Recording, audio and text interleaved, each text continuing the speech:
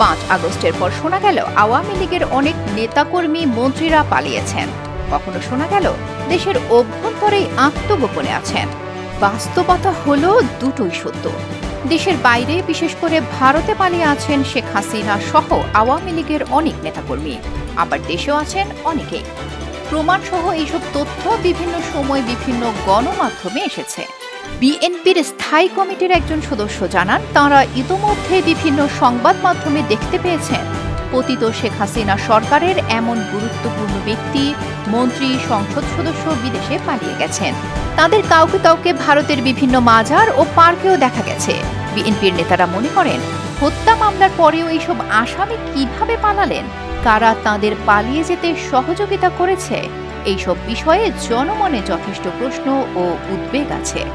বিএনপির নীতি নির্ধারণের সূত্র আরও জানায়, সম্প্রতি এক সভায় তারা দেশের চলমান পরিস্থিতি, গুরুত্বপূর্ণ প্রাতিষ্ঠানিক সংস্কার এবং আগামী জাতীয় নির্বাচন নিয়েও সদস্যরা আলোচনা করেন। তারা বুঝতে চাইছেন দেশের পরিস্থিতি কোন দিকে যাচ্ছে।